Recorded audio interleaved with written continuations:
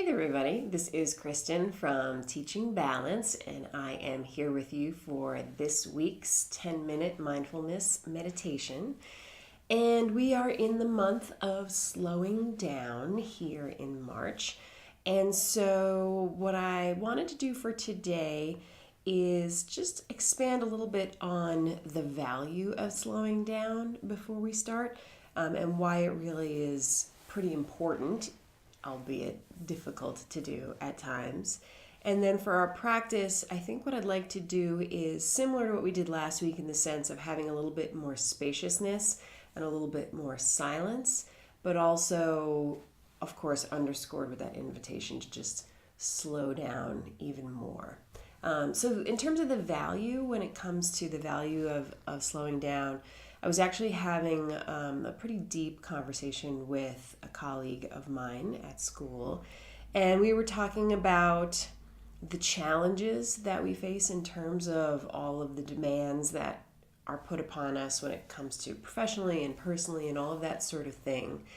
And the value of not getting caught up in that and having the ability to slow down so that you can pay attention to what's going on. And by pay attention, what I mean by that is to be able to notice all the things that you might not otherwise notice if you are just completely consumed with your busyness and all the things you had to do and that kind of thing. Like what's the next problem, planning for the next thing, making lists, etc.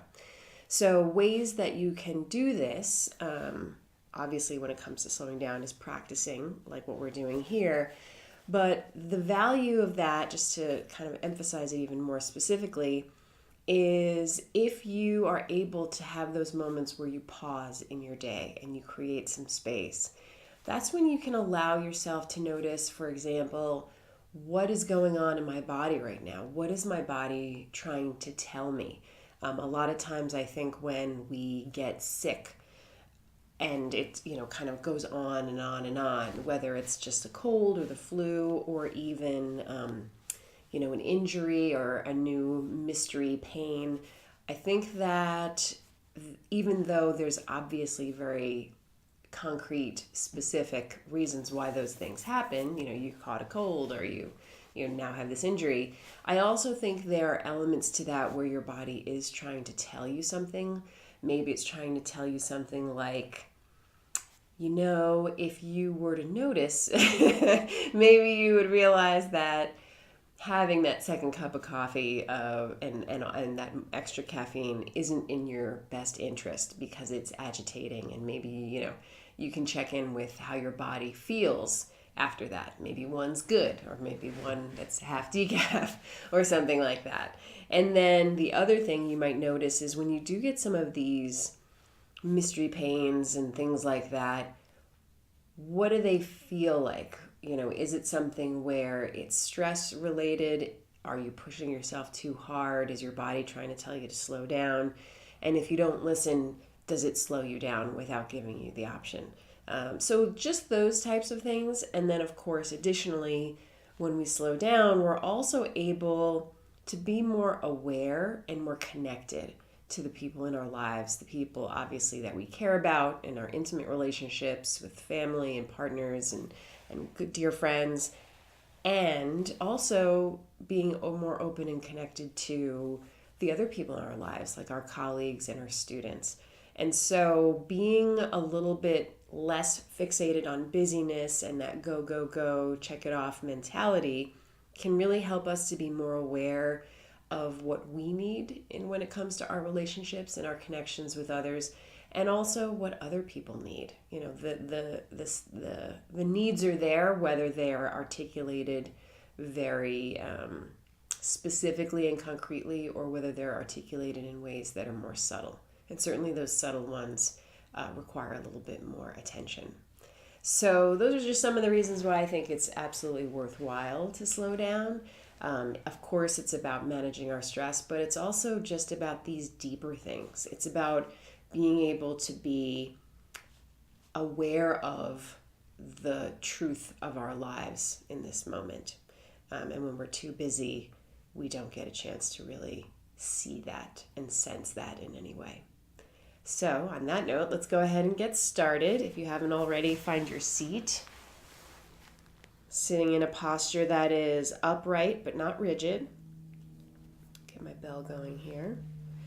Again, we'll sit for 10 minutes as we always do. Closing your eyes or lowering your gaze, whichever you prefer. We'll have the bell to start and then our bells at the end.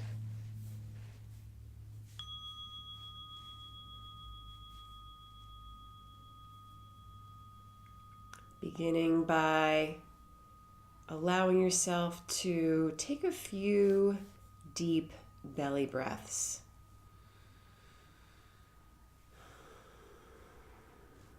When we try to slow down, the deepening of our inhalation and exhalation allows that to happen physically. It might actually lower our heart rate and, of course, stimulates that relaxation response and allows us to drop into our bodies more fully. And if you'd like to keep that deep breathing going for longer, you can. But if you prefer not to, allowing the breathing to just resume its natural rhythm. And typically the first anchor we begin with is the breath, which you're more than welcome to go with. But I think for today I would like for us to, since we were talking about signals from the body, let's begin and pay a little special attention to our bodies right now. So as best you can, really feeling gravity. Feeling the sensation of gravity in whatever way you can feel it. Perhaps it's feeling the weight of your body as it rests on the cushion. The way that your hands rest on your lap. And allowing ourselves to, if you care to, resist gravity a little bit less. So if your shoulders are kind of high, noticing that and loosening any muscular tension, any engagement that keeps them there, and allowing them to drop a bit. And of course, with feeling that gravity, there might be an inclination to begin to hunch over. Sometimes that happens. And if that happens, knowing that that's okay, but as soon as you notice, very gently bring your attention back to sitting more upright with that spine lengthened and straight without rigidity. And if it's straight, hopefully that helps support you in spite of the pull of gravity, because the vertebrae itself is stacked and is resting in a way that hopefully requires a little less effort.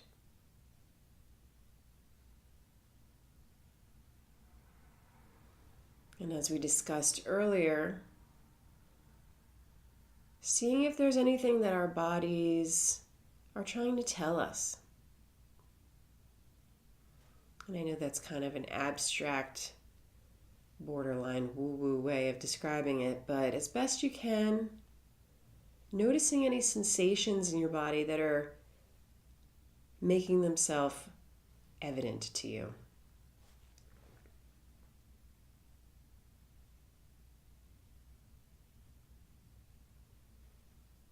And if those sensations have a quality of, discomfort or don't feel particularly ideal, doing the best you can to let go of that qualifier and just explore the sensation. If there's a tightness in a muscle, what does that feel like?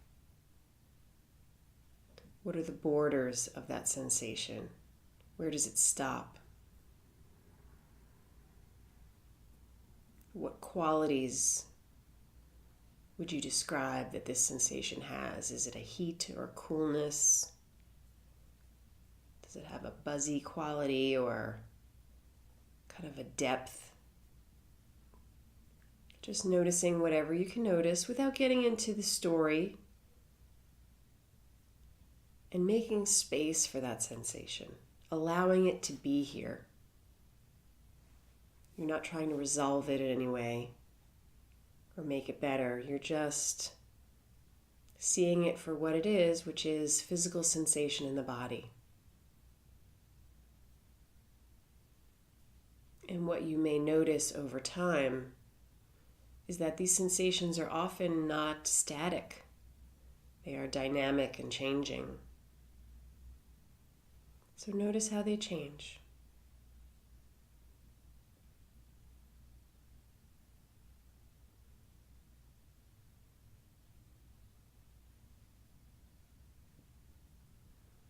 If no strong sensations are making themselves aware or evident to you, you can just rest your attention on either the body in its entirety or a part of the body.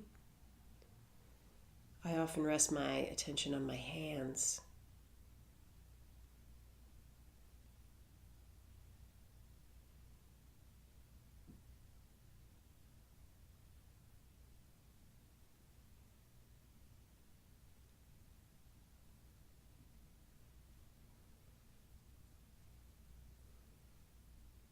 If you'd like to help the body relax even further and help support it in this attempt to slow down, you could always circle back to a few more deep breaths. They're not exclusively for the beginning of our practice.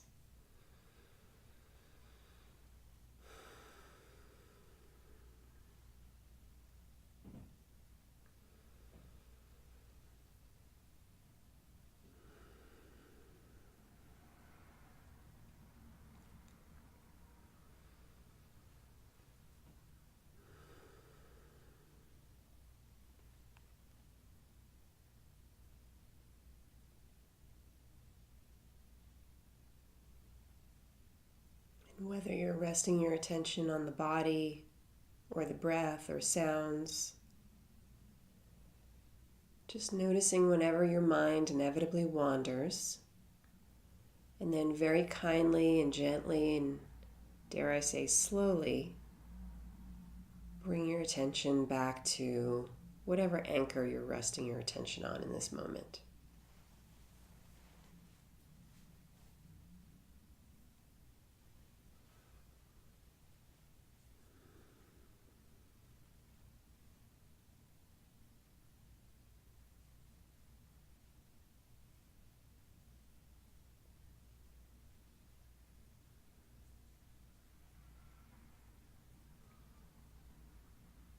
And for the last few minutes, I'd like to invite you to allow yourself to be open to whatever arises for you. It could be, as we said earlier, physical sensation. It could be some thoughts that maybe need to be acknowledged, or some emotions, perhaps some that you've been stuffing down. And for the last minute and a half or so, just in silence, allowing yourself to be open and accepting and curious of whatever comes up for you until the final bell.